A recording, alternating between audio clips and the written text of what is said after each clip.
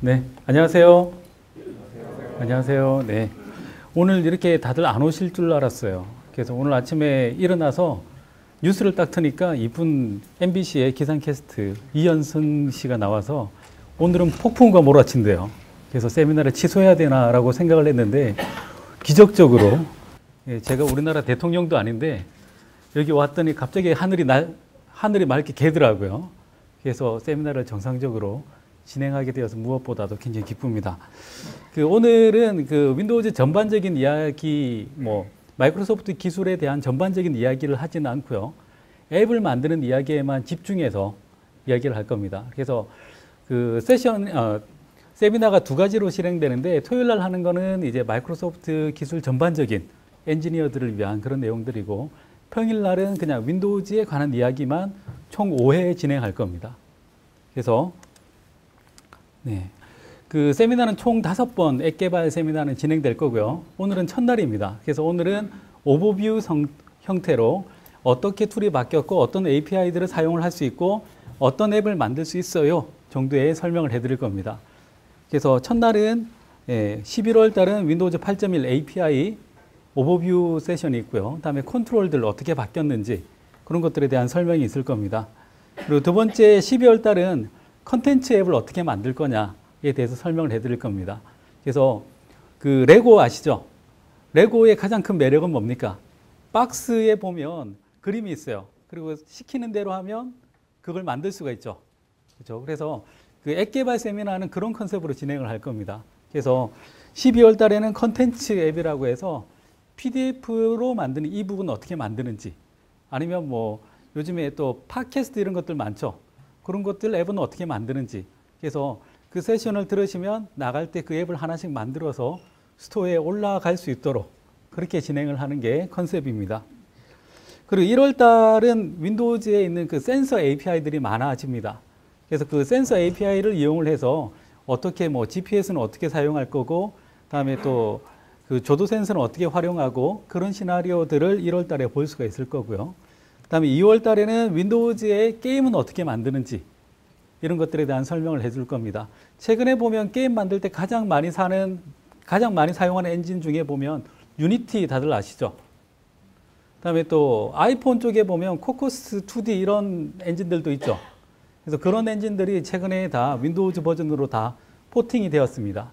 그래서 포팅하는 과정에서 어떤 문제가 있는지 어떻게 하면 잘 포팅하는지 이런 얘기들도 함께 할 겁니다. 그리고 3월 달은 좀 생뚱맞긴 하지만 굉장히 재밌는 주제입니다.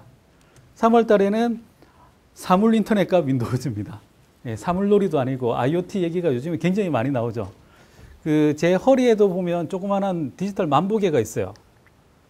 요만한 디바이스가 있는데 이렇게 불도 들어오고 하는 게 있는데 이게 앱하고 다 연동이 됩니다. 그래서 제가 하루에 몇 걸음을 걸었는지 몇 미터로 올라갔는지 칼로리는 얼마나 소모했는지 이런 것들을 다 정리해서 앱으로 보여줍니다. 그리고 내가 잠은 얼마나 잤는지 숙면을 취했는지 요거 하나가 다 해주거든요. 그래서 이런 디바이스들하고 어떻게 통신하는지가 3월 달에 나오는 내용입니다. 이렇게 해서 총 5번 준비가 되어 있고요. 5번을 다 오시는 분에게는 엑스박스를 드리고 싶습니다. 마음은 드리고 싶습니다. 저희도 그렇게 돈이 많지 않은 팀이라 마음만은 그래서 드릴 수 있는 건 관심과 컨텐츠입니다. 그래서 열심히 보시면 아마 큰 도움이 될 것 같습니다. 윈도우즈 주변에 8 이상 쓰시는 분들 되게 많으시죠? 감사합니다. 이렇게 예라는 소리를 들을 기대를 가지고 질문한 건 아니었는데 대답을 해주시니 정말 감사합니다. 윈도우즈 8이 나왔을 때 사람들은 이제 사용하는 패턴 자체가 거의 데스크탑 PC를 사용하던 그 패턴에서 크게 안 벗어나 있는 상태였어요. 여전히 컴퓨터를 킬 때는 발가락으로 키고, 그렇죠? 데스크탑은 발가락으로 키죠. 그 다음에 손가락으로 켜기 시작한 게 노트북 시장이 활성화되면서 손가락으로 키기 시작했습니다. 그렇죠? 그래서 8.0이 나왔을 때는 약간 과도기적인 존재였죠.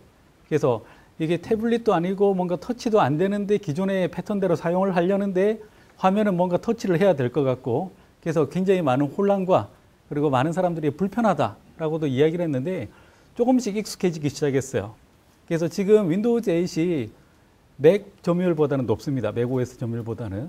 그래서 그만큼 가파르게 올라가고 있는 이유는 좋든 싫든 한국에서는 윈도우즈를 많이 쓸 수밖에 없는 그런 환경이라는 거죠. 그래서 윈도우즈 8.1이 나왔을 때 8.1은 또 멍미 이런 얘기들을 많이 했는데 0.1 올라가면서 굉장히 많이 성숙해졌습니다. 그래서 굉장히 쓰기 좋아졌죠. 그래서 몇 가지 기능들을 보면 여기 보면 이렇게 제가 개인화라고 했는데 락스크린, 다음에 백그라운드 지정하는 거, 스타일 지정하는 거 이런 것들이 좀 더 개인화가 손쉽게 됐고 다음에 화면 분할 이런 것들이 시나리오가 굉장히 좋아졌습니다. 그 윈도우즈 8에서는 항상 한 3분의 1쯤에 이렇게 화면이 쪼개졌죠. 그렇죠? 근데 윈도우즈 8에서는 그렇지 않고 저희가 편한 데서 바로 예, 야간 특가 이런 게 나오네요. 그렇죠? 이걸 누르면 화면이 이렇게 반띵 되는 거예요. 그렇죠? 예전에는 3분의 1등이었는데 이제는 반띵이 됩니다. 이건 왜 그러냐면 3분의 1등 될 때는 최소한 해상도가 1366에 768 이상의 해상도가 되어야 화면 분할이 됐어요. 근데 이제는 그 해상도보다 낮아도 화면 분할이 됩니다.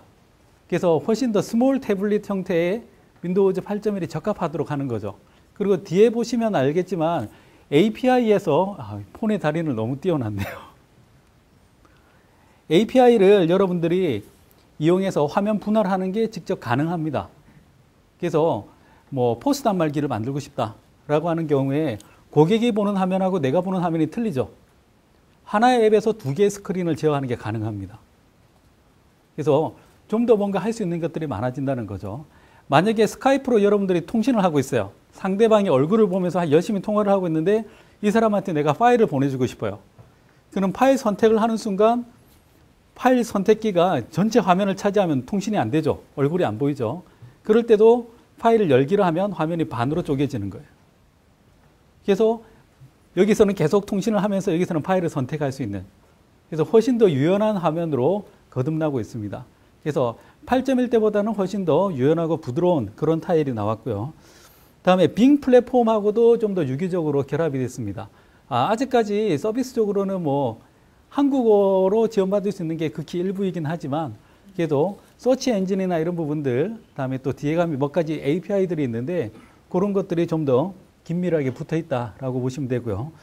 다음에 타일 스타일도 많이 바뀌었습니다. 제 화면을 보시면 타일이 굉장히 듬성듬성하네요.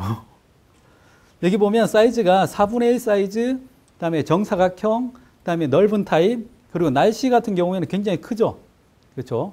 이렇게 빅 스타일, 이렇게 여러 가지 라지 스타일, 이렇게 몇 가지 타일로 되어 있습니다. 그래서 자기가 원하는 대로 할 수 있는데 여기에 맞는 아이콘이나 그다음에 또 라이브 타일에서 또 가장 백미가 글자가 이렇게 계속해서 돌아가는 거죠. 그렇죠? 이런 것들을 여러분들이 그 스타일에 맞게끔 개발할 수 있게 되었다라고 보시면 될 겁니다. 다음에 이 부분은 이제 꼭 한번 권해드리고 싶은데 그 다른 안드로이드나 이런 데서 여러분들이 뭔가를 개발할 때 파일을 저장을 할 때 어디에다가 저장을 합니까? 폰에다가 저장을 많이 하죠. 그렇죠? 그러다가 폰을 잃어버리면 난리가 나죠. 그래서 뭔가 클라우드에다가 저장을 하고 싶은데 클라우드에다가 저장을 하려면 굉장히 복잡해지기 시작합니다. 갑자기 무슨 클라우드 서비스를 돈을 주고 결제를 해서 내가 원하는 건 그 정도까지는 아닌데 결제를 해서 뭔가 저장을 하고 저장하는 곳에는 뭔가 서비스를 개발해서 집어넣고 굉장히 뭔가 일이 많아진다는 거죠. 근데 이게 그냥 나 혼자 쓰는 앱이다라고 하면 그냥 어디인가 저장만 되면 좋겠다는 거죠. 그럴 때 스카이 드라이브를 사용하시게 되면 굉장히 쉽게 처리를 할 수가 있습니다. 보면 그 파일 저장하는 그 파일 클래스가 있어요. 그 파일 클래스의 용도를 그냥 스카이 드라이브에 맞는 클래스로 바꿔주면 똑같이 저장을 할 수가 있습니다. 그래서 세이브를 하는 순간 클라우드에 바로 저장이 되는 거죠. 그리고 나서 집에 가서 다른 PC를 열고 클라우드를 열면 다시 클라우드에 저장되어 있는 아까 작업했던 그 파일이 그대로 다운받아져서 계속 작업을 할 수가 있다는 겁니다. 원래 다른 플랫폼에서는 뭐 드랍박스나 이런 것들을 이용을 해서 별도로 뭔가 조치를 취해야 되는데 여기서는 그 라이브 아이디 하나로 로그인 하는 순간 이런 것들이 싱글 사인온 돼서 다 처리가 됩니다. 그래서 이런 시나리오도 한번 잘 활용을 해 보시고요. 그다음에 윈도우즈 8.1이 되면서 이 부분이 좀 더 강화가 되었습니다. 그래서 그런 부분들을 차근차근 총 5회를 통해서 설명을 해드릴 겁니다. 그래서 오늘은 저는 그 어떤 API가 바뀌었어요. 정도만 이야기를 할 거고요. 실제로 하나하나를 설명해 줄 건 여기 뒤에 세션에서 또 하나하나 설명을 해드리고 부족한 부분들은 또 사회를 앞으로도 계속해서 진행하면서 하나씩 설명을 해드릴 겁니다. 자, 제가 이런 얘기들을 할 때 이제 윈도우즈 8.1 이야기를 할 때 디바이스가 많이 바뀌고 있어요. 보통 그런 얘기를 많이 합니다. 버섯을 키우면 나무가 살까? 나무가 잘 고목들이 있으면 버섯이 살까? 이런 얘기를 하는데 요즘에 보면 저는 이제 나무가 좋으면 버섯이 산다라는 쪽입니다. 그래서 올 하반기에 윈도우즈 8.1과 관련되어 있는 디바이스들이 굉장히 많이 나오고 있어요. 보통 한 해 소비되는 재화의 한 3분의 2 정도가 미국 같은 경우에는 거의 블랙 프라이데이에서 다 판매가 됩니다. 그래서 PC 시장도 거의 거기에 맞춰져 있고요. 플레이스테이션 4나 엑스박스 1도 항상 그 시장에 맞춰서 출시가 되죠. 그렇죠? 그래서 이 제품들, PC 제품들도 거기에 맞춰서 많이 출시가 됐습니다. 그래서 거기에 나오는 어떤 트렌드를 읽다 보면 모든 가격대에 이제 다 터치 스크린이 다 들어갑니다. 우리 동네 이마트만 가더라도 그 모니터에 이런 쪽지가 붙어 있어요. 터치가 아닙니다. 손대지 마세요. 아무나 이렇게 타일만 떠 있으면 다 미친 듯이 가서 두드리는 거죠. 그래서 이제는 모든 제품들이 다 터치가 기본적으로 지원되기 시작합니다. 그게 30만 원대든 40만 원대든 이제는 자연스럽게 다 터치가 지원된다는 거죠. 그래서 여러분들이 앱을 만들 수 있는 환경이 이제 좀 되었다라고 이야기를 할 수 있는 근본이 되었다라고 얘기를 하고요. 다음에 또 중요한 변화 중에 하나가 8인치 태블릿이 나왔다라는 겁니다. 보통 윈도우즈 하면 이런 제품들 많이 생각하잖아요. 그렇죠? 최근에 뭐 탭북, 뭐 요가 여러 가지 참 재밌는 제품들이 많이 나왔죠. 그렇죠? 굉장히 특이한 제품들이 많이 나왔습니다. 근데 이제 좀 더 상식이 통하는 그런 제품들이 나오고 있다는 겁니다. 막 꺾고 돌리고 이런 게 아니라 진짜로 쓸 수 있는 그런 가벼운 제품들이 나오고 있고요. 이게 가능한 이유 중에 하나는 아톰이라고 알죠? 그렇죠? 아톰. 그 넷북과 함께 기억에서 지우고 싶은 그 CPU가 환골 탈퇴했어요. 그래서 성능도 좋아지면서 저전력으로 갑니다. 그래서 요즘에 나오는 그 아톰 CPU는 보통 코어가 한 4개에서 8개 들어가서 나옵니다. 그래서 아톰 코어 4개를 해서 코드 코어, 옥터 코어로 들어가고 필요하면 거기다가 LTE 모뎀도 넣어서 같이 CPU로 만들어줍니다. 이미 그런 제품들이 나와 있고 그걸 이용해서 지금 제품을 만들고 있거나 출시한 제품들도 있다는 거죠. 그래서 저도 8인치 제품이 한 대 있는데 그 러닝 타임이 8시간 정도 됩니다. 그래서 태블릿을 한번 충전해서 출근하면 충전할 필요 없이 계속 쓸 수 있는데 이게 ARM 칩이 아니라 인텔 CPU라는 거죠. 그래서 기존에 있던 레거시도 쓰면서 앱도 같이 쓸 수 있다는 겁니다. 그 정도면 충분히 여러분들이 기존 환경에 적용이 가능한 제품이다라고 이야기를 할 수 있을 것 같고요. 다음에 점점 더 고해상도로 가고 있고 뭐 통신 기능은 태블릿에서 가장 기본이기 때문에 칩에 점점 통합되어 가고 있다. 그래서 이런 제품들을 어디에서 볼 수 있냐면 제가 방금 캡처해서 집어넣은 화면입니다.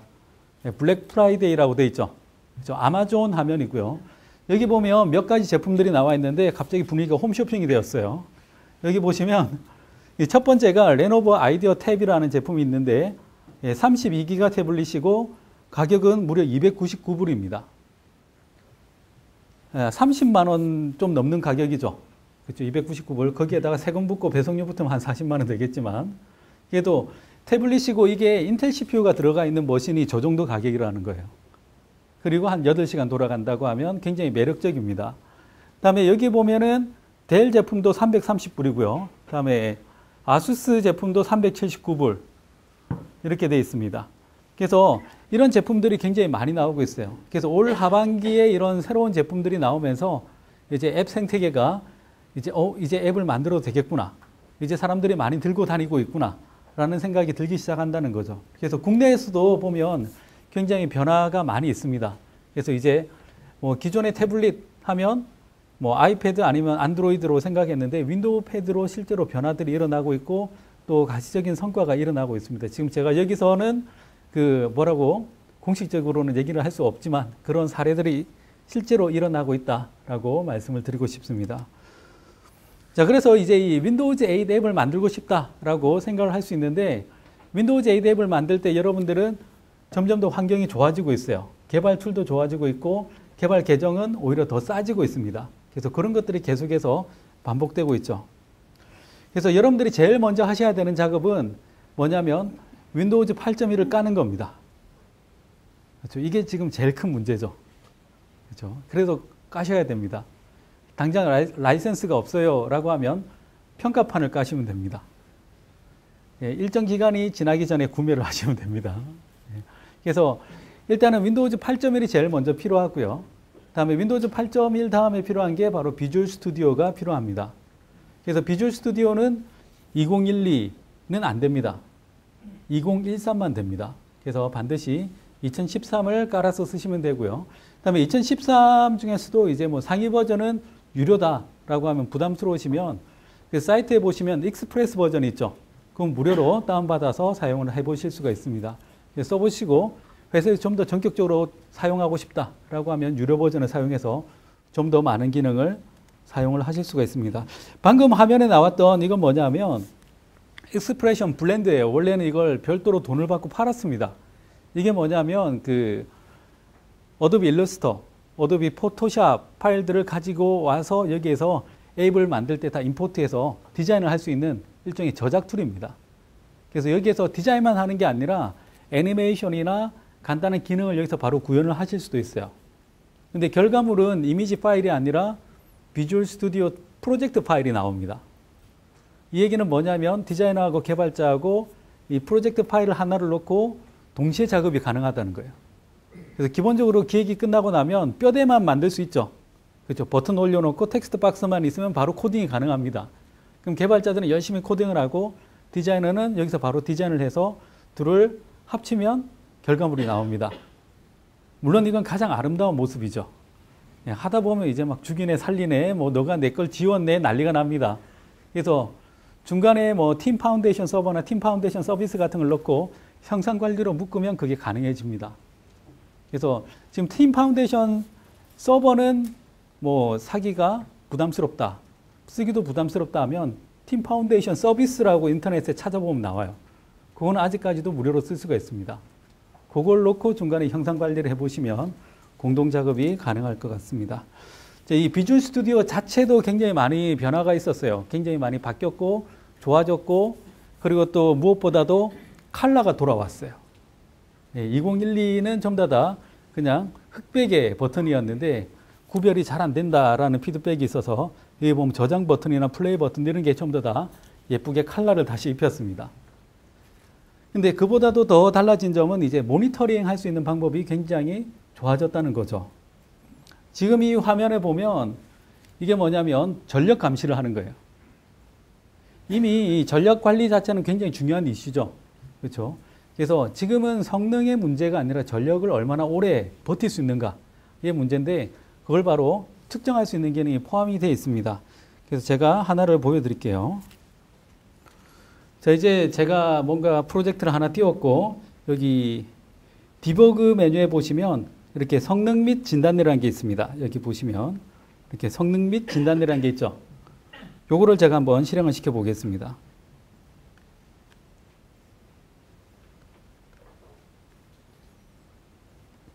자, 해당되는 프로젝트를 바로 실행을 하겠다라고 표시를 했고요.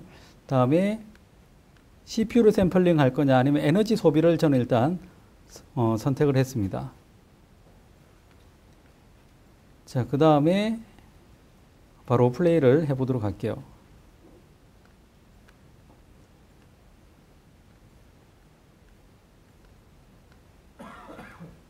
자, 아래쪽에 숨어 있었네요. 시작 버튼이. 자, 시작을 해보면 그 관리자 권한을 묻고요. 그 다음에 실행을 시키면 바로 이렇게 앱을 실행을 시켜서 바로 이렇게 사용을 할 수가 있습니다. 자, 이 상태에서 바로 앱을 종료하게 되면 제가 잠깐 사용을 해서 데이터가 그렇게 많지는 않겠지만 방금 제가 사용한 이 기능 중에서 어떤 요소가 전력을 가장 많이 소비하는가를 보여줍니다. 그래서 내가 만든 앱만 실행시키면 배터리를 잡아먹더라 라고 하면 이 모니터링 기능을 이용해서 어느 부분에서 가장 배터리를 많이 소모하는가를 바로 분석을 해볼 수가 있습니다. 그래서 바로 중요한 요소들을 분석을 해서 볼 수도 있더라라는 말씀을 드렸고요.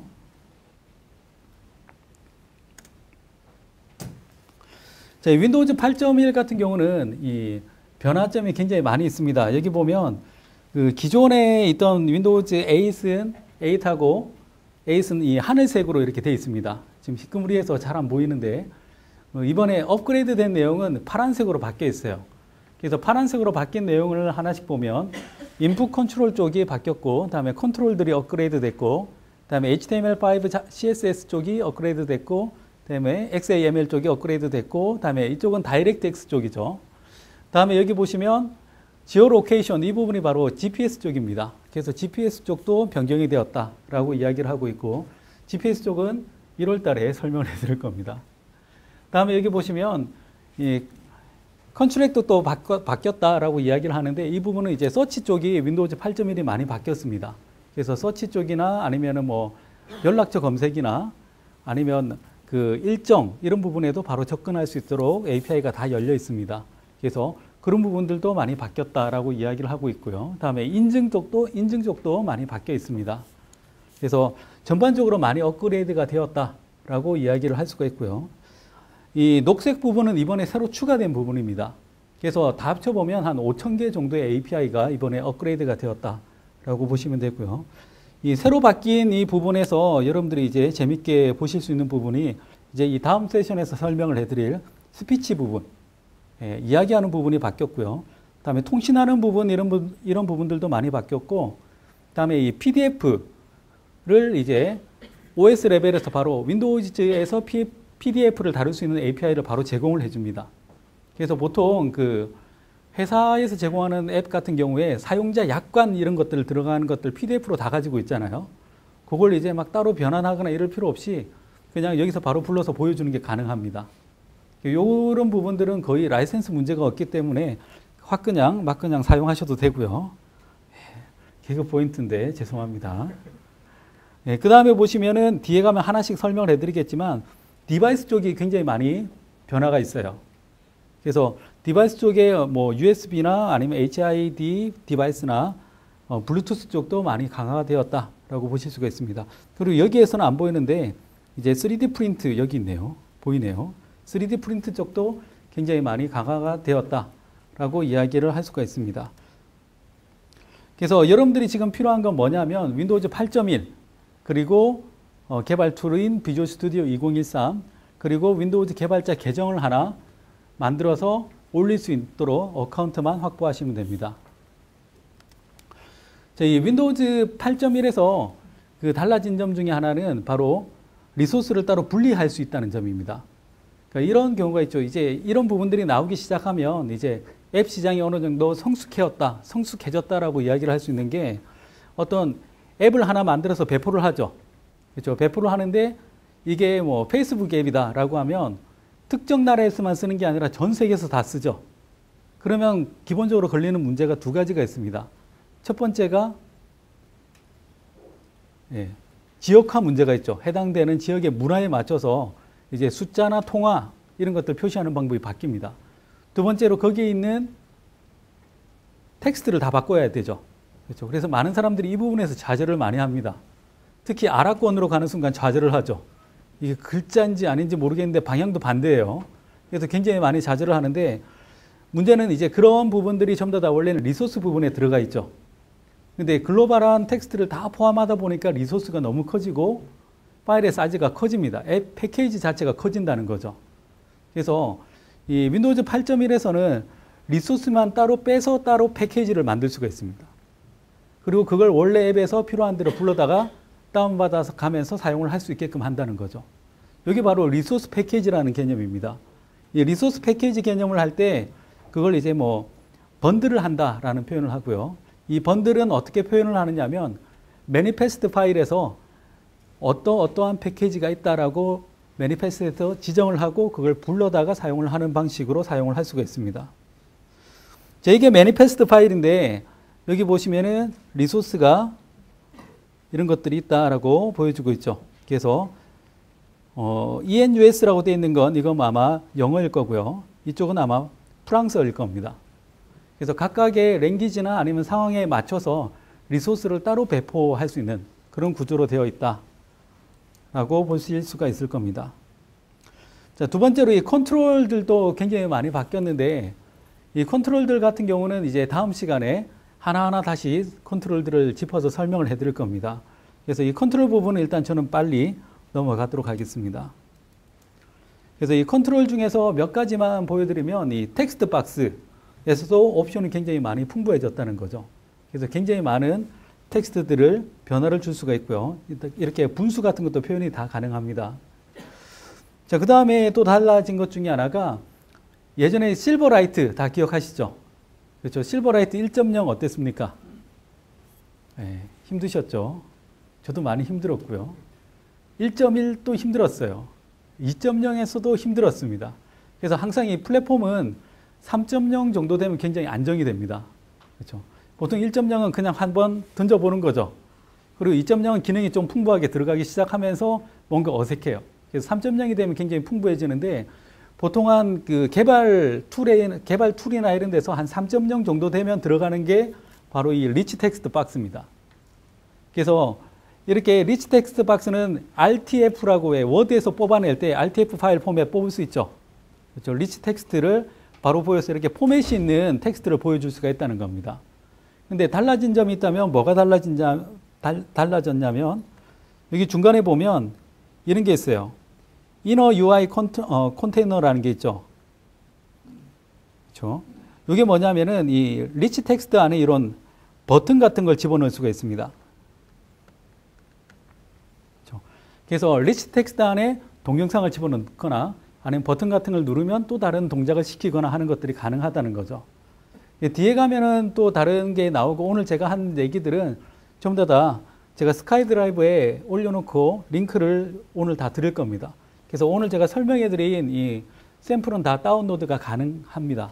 그래서 다운로드 받아서 열어보면 앞으로 어떻게 진행될 건지 미리 보실 수가 있을 겁니다. 이 리치 에디트 박스 같은 경우에는 위에 거는 그냥 보여주기 위한 온리 뷰어의 역할을 한다면 이건 실제로 수정을 하고 수정한 내용이 전부 다 RTF 포맷으로 다 리턴이 되는 그런 형태의 컨트롤이다라고 보시면 되고요. 그래서 그 샘플에 보면 오늘은 제가 시간상 하나하나 다 열어서 보여드리진 않지만 샘플에 보면 이렇게 파일을 열어서 RTF 파일을 열어서 바로 여기서 보여주는 그런 것들도 가능합니다. 그래서 앱 안에서 뭔가 컨텐츠를 좀 더 예쁘게 보여줄 수 있는 그런 방법들이 있습니다. 다음에 키보드도 그때그때 상황에 맞춰서 다양한 형태로 사용을 하실 수가 있다는 거죠. 이게 이메일인지 아니면 숫자를 입력하는지 이런 거에 맞춰서 텍스트 박스의 인풋 스코프만 지정하면 원하는 형태의 키보드를 불러낼 수가 있습니다. 다음에 이미지 로딩 앤 스케일이라고 되어 있는데 이건 뭐냐면 그 이미지를 불러올 때 기본적으로 위에 보면 사이즈를 지정을 해요. 이미지에. 이렇게 하면 이미지가 깨져 보입니다. 왜냐하면 실제로 이만한 사이즈의 이미지인데 이렇게 줄여서 보여주니까 이미지가 깨져 보이죠. 그렇죠? 근데 여기 보면 디코드 리사이즈라는 이 옵션을 이용해서 보여주게 되면 이미지를 불러올 때 해당되는 사이즈로 다시 한번 디코딩해서 보여주는 겁니다. 이렇게 하면 이미지가 안 깨지고 깨끗하게 보이죠. 그래서 이런 것들은 사진 앨범 같은 거 보여줄 때 굉장히 유용합니다. 대신 이제 그 중간에 리사이징하는 리소스는 들어가겠죠. 그렇죠. 요즘에는 거의 성능에 문제가 없기 때문에 이런 옵션들도 꼭 필요할 때 한 번씩 사용해 보시면 유용할 거라고 생각이 듭니다. 자, 그 다음에 이 파일 피커, 그러니까 파일을 선택할 때 그냥 파일을 여는 게 아니라 파일을 선택할 수 있는 이 선택자가 나오죠. 그렇죠. 이 선택자하고 제가 또 여기 데모를 하나 보여드릴 텐데요. 자, 이 데모에 보시면은 멀티 스크린이라고 되어 있고, 자, 지금 뭘 보여드리려면 화면이 어떻게 분할되는가를 보여드릴 겁니다. 원래는 파일을 선택하게 되면 전체 화면으로 바뀌면서 파일을 선택하게끔 되어 있죠. 그걸 분할한 상태에서 선택을 하게끔 하면 좀 더 사용할 수 있는 방법들이 유동성이 있어집니다. 이 샘플 앱을 선택을 하면 이렇게 예쁘게 화면이 분할이 돼요. 분할되기 전에 파일을 오픈하게 되면 전체 화면에서 파일을 선택을 하게끔 하는데 이렇게 분할이 되어 있는 상태에서 파일을 오픈하게 되면 이 반쪽에서만 바로 선택을 할 수 있게끔 되어 있는 거예요. 이런 식으로 여러분들이 앱을 구성하게 되면 원래 앱은 그대로 돌아가는 와중에 다른 파일을 선택을 할 수 있게끔 하는 겁니다. 이걸 화면을 둘로 나눠서 할 수도 있고 하나로 할 수도 있고 아니면 스크린을 아예 쪼개서 할 수도 있고 여러 가지 방법들이 있다는 거죠. 그래서 여러분들이 할 수 있는 경우의 수는 굉장히 많아졌다. 이게 안 돼서 못했던 게 아니라 이제는 할 수 있는데 안 하거나 아니면 할 수 있으니까 하는 그런 방법을 사용을 하실 수가 있습니다. 다음에 두 번째로 또 달라진 점이 뭐냐면 New Storage Library라는 게 있어요. 이 라이브러리 기능이 주로 여러분들이 그 기존의 어떤 그 아이폰이나 안드로이드는 그나마 좀 덜하긴 한데 아이폰 같은 경우는 접근할 수 있는 폴더가 딱 지정되어 있죠. 그렇죠? 사진 폴더만 무조건 가야 됩니다. 다른 데는 못 가요. 아니면 자기 앱 안에 있는 공간에만 접근이 가능하죠. 그래서 굉장히 많은 격벽 처리가 되어 있는데 이 윈도우즈도 보면 이게 이미지 폴더인지 픽처 폴더인지 비디오 폴더인지에 따라서 접근할 수 있는 권한이 틀립니다. 그래서 여기 보시면 자, 제가 또 탐색기를 하나 보여드릴게요. 탐색기에서 밑으로 내려보시면 이렇게 라이브러리라고 있고요. 라이브러리에서 제가 문서를 선택을 할 때 여기 보면 관리라는 탭이 하나 있습니다. 이 부분은 사람들이 참 안 쓰는 기능 중에 하나인데 관리라는 기능이 이렇게 있습니다. 이 관리에서 뭘 관리를 해주느냐면 여기 라이브러리 관리가 있고 여기에서 사진 폴더에서는 추가로 다른 폴더를 사진 폴더 안에 편입시키는 게 가능합니다. 그러니까 항상 우리는 사진 폴더 거기만 써야 되는 줄 알고 있잖아요. 근데 여기서 관리를 해서 D 드라이브에 있는 내 사진 앨범 폴더를 여기다가 추가시키면 그것도 역시 사진 폴더 안에 들어가면 다 한 번에 보인다는 겁니다. 그렇죠? 그래서 항상 C 드라이브의 픽처 폴더만 사용을 하면 되는 게 아니라는 거죠. 동영상도 마찬가지고 도큐멘트 폴더도 같은 형태로 사용을 할 수가 있습니다. 그래서 8.0에서는 그 디렉토리나 파일을 감싸고 있는 그 클래스들이 이 관리 기능까지는 노출이 안 됐어요. 근데 8.1부터는 여기 관리할 수 있는 기능까지 다 포함이 되어 있습니다. 클래스 안에. 그래서 필요하다면 여러분들이 만든 앱에서 충분한 권한을 받아서 다른 폴더에 있는 것들도 픽처 라이브러리에 함께 포함을 시킨다든지 하는 것들이 가능합니다. 그렇죠? 그래서 여기에다가 일단 붙이는 순간 사용자들은 굉장히 편하게 사용을 하죠. 여기 가면 다 있으니까.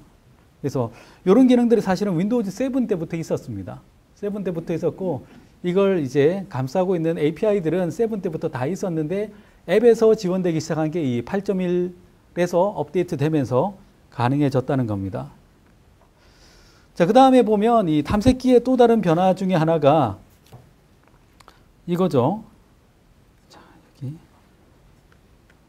바로 요거. 위로 올라가기. 그렇죠?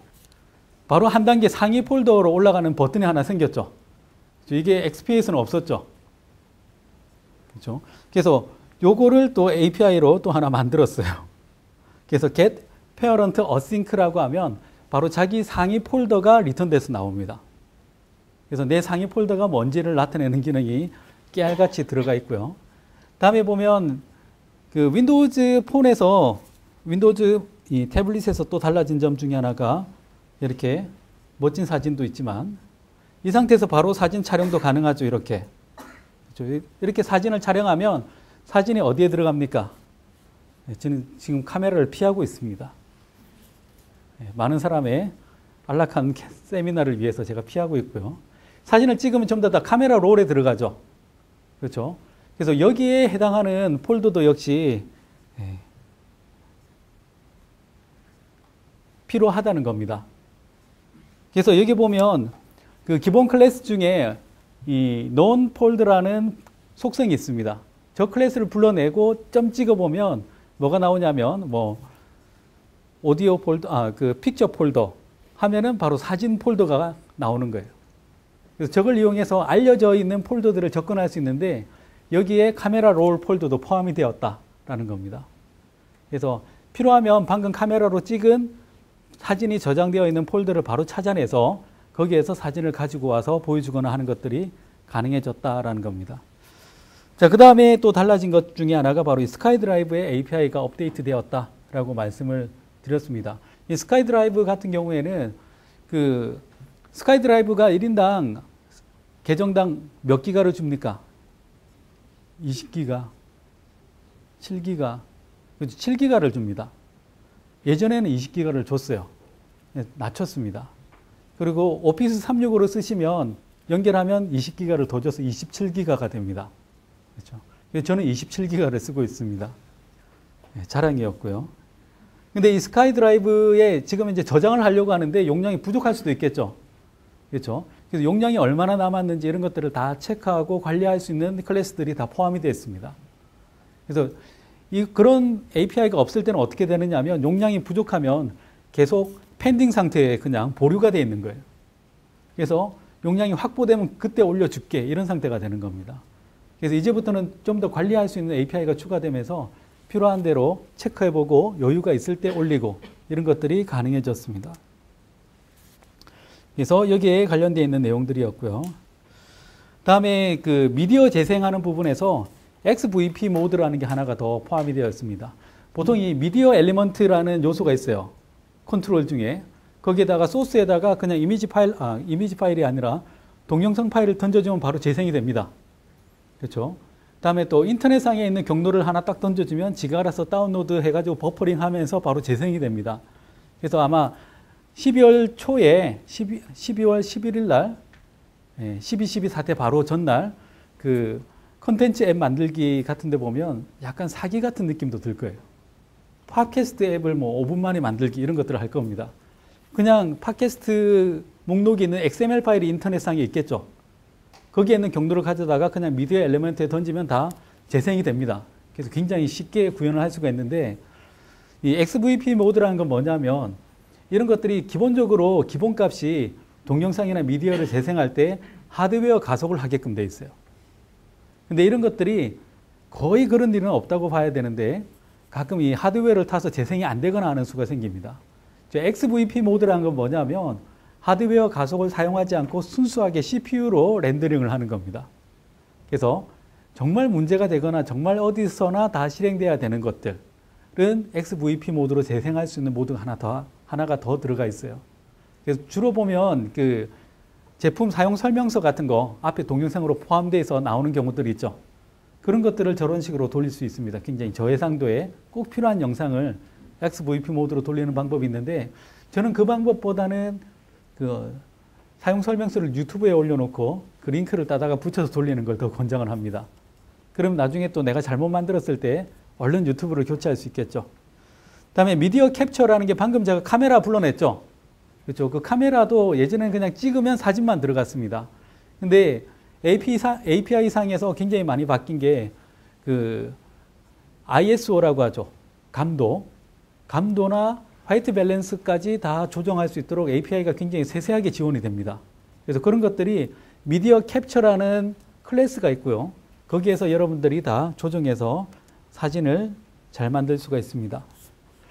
이 툴에서 바뀐 거는 이제 8.0으로 되어 있는 기존의 앱들을 자동으로 8.1로 다 마이그레이션 할 수 있는 툴이 내장이 되어 있고요. 그다음에 스토어 앱 템플릿이 8.10이 들어가 있고, 그다음에 이 부분은 다음에 기회가 되면 제가 뭐 세션 중간에 뭐 한 20분을 터서라도 설명을 해드리고 싶은 게 이 윈도우즈 애저 모바일 서비스라고 있습니다. 그 기존에 보면 여러분들이 클라우드 서비스 하면 굉장히 복잡하고 어려울 것 같죠. 그렇죠? 요거는 뭐냐면 푸시 노티피케이션, 다음에 인증, 다음에 데이터 처리 이런 것들을 앱을 만들기 위해서 클라우드 서비스를 따로 만들어 놓은 게 있습니다. 그래서 이런 것들을 아마 해보시면 굉장히 수월하게 앱에 뭔가를 연동시키는 게 가능할 겁니다. 요거는 다음에 기회가 되면 꼭 한번 시간을 내서 설명을 해드릴 거고요. 다음에 아까 제가 말씀드렸던 리소스 번들 말씀드렸죠. 리소스는 따로 번들 시킬 수 있는.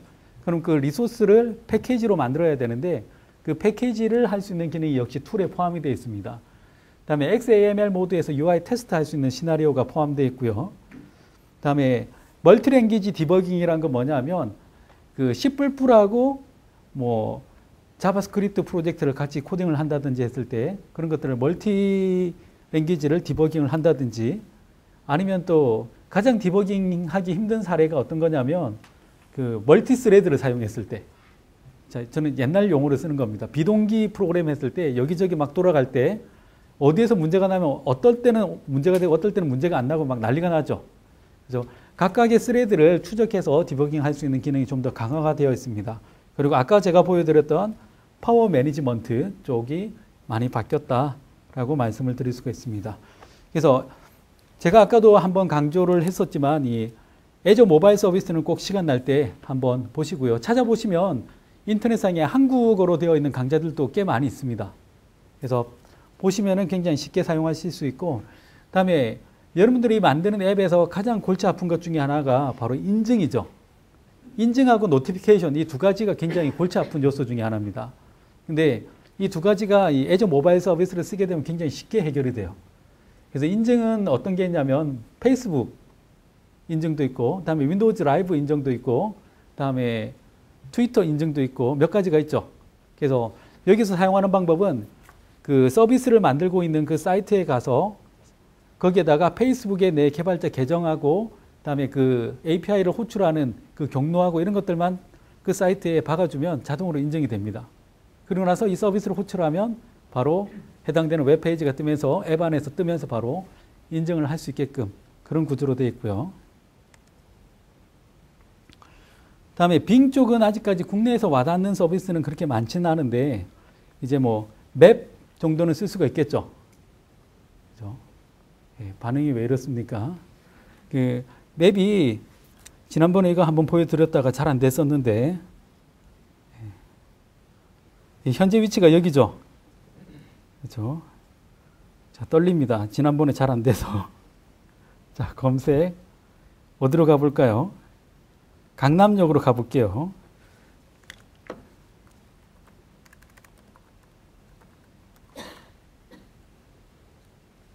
예, 오늘은 바로 됐네요. 그래서 강남역까지 어떻게 가는지 이런 것들을 경로를 다 검색을 해 보실 수가 있습니다. 그래서 여기서 똑같이 이번에는 경로를 찍어서 내 위치에서 강남역까지 하면 바로 이렇게 경로가 나오죠. 그리고 이 경로는 할 때마다 달라집니다. 교통량을 감안해서 나오는 거죠. 이런 것들이 빅맵에서 지금 지원되는 기능입니다. 이 앱에서 나오는 기능이 아니라 이 밑에는 빅맵이 있고 빅맵은 국내 업체하고 제휴해서 맵 서비스가 나옵니다. 다르게 얘기하면 이제 쓸만한 수준이 되었다는 거죠. 그렇죠? 그래서 이제 맵 서비스를 쓸 때 국내에서만 사용하는 앱이다라고 하면 뭐 굳이 빅맵을 사용하지 않아도 사용하셔도 좋습니다. 근데 이제 이게 글로벌 앱이다 하면 이제 글로벌로 가야 되잖아요. 먹고 살려면. 그럴 때는 빅맵을 사용하시면 굉장히 수월하게 지원을 하실 수가 있다는 겁니다. 그래서 생각보다 디테일이 좋아요. 그렇죠? 충분히 이젠 더 이상 대동여 지도가 아니다 라고 말씀을 드릴 수가 있습니다. 자, 그래서 뭐 스피치 엔진이나 이런 것들은 아직까지 영어 기준으로 되어 있고요. 그다음에 OCR도 지원을 하는데 그 사진을 넣으면 그 안에 있는 캐릭터를 따로 뽑아서 텍스트로 뽑아주는 서비스가 OCR이죠. 그렇죠? 이런 것들도 아직은 영문 기준으로 되어 있습니다. 그다음에 이 PDF 기능 같은 경우에는 요거는 다음 달에 세션이 있습니다. 그래서 그때 자세하게 보실 수 있는데 그 소스는 제가 이북을 만들 수 있는 소스는 제가 요 다음 슬라이드에 있을 거예요. 그 링크에다가 다 오픈했으니까 그 소스를 보시면 아마 쉽게 이북 정도는 만드실 수가 있을 것 같습니다. 그래서 만드는 방법도 PT에다가 이렇게 넣었는데 요거 나중에 참조를 하시고요. 그래서 그 다음 세미나는 12월 11일 날 있습니다. 그래서 그때 오시면 아마 컨텐츠 앱을 어떻게 만드는지에 대해서 자세하게 들으실 수가 있을 것 같습니다. 그래서 그 디세션을 위해서 제가 최대한 말을 빨리 했는데요. 이 다음 세션은 스마트 쉐어의 주신영 대표님께서 계속해서 진행을 하도록 하겠습니다. 이 화면에 제가 일단 이 URL을 이렇게 올려놨습니다. 그래서 여기를 촬영해 보시면 제가 오늘 설명해 드린 그 리소스들이 있죠. 이 방금 제가 지금 보여드리고 있는 이 파워포인트 슬라이드 하고요. 다음에 그 언급했던 그 샘플들 그리고 이북 이런 것들이 여기에 다 링크에 있습니다. 그래서 아래쪽은 스카이드라이브 주소고요. 위쪽은 제가 계속 새 소식을 올리고 있는 페이스북 페이지입니다. 네. 그래서 뭐 IT 뉴스나 아니면 기타 등등 제 사는 이야기 뭐 그런 걸 올리고 있습니다. 그래서 저기를 참조하시면 계속 빠르게 정보를 업데이트 받으실 수가 있을 겁니다. 가끔 이제 저한테 오는 책 같은 게 조금씩 있어요. 그런 것들도 저기서 뿌립니다. 네, 여기까지는 PPL이었습니다. 자, 그러면 빠르게 두 번째 세션으로 연결해서 진행을 하도록 하겠습니다. 두 번째 세션은 스마트 쉐어의 주신영 대표하고요. 다음에 또 함께 하시는 장미주 이사님 이렇게 두 분이서 진행을 하실 예정입니다. 첫 번째 세션 들어주셔서 감사합니다. 감사합니다.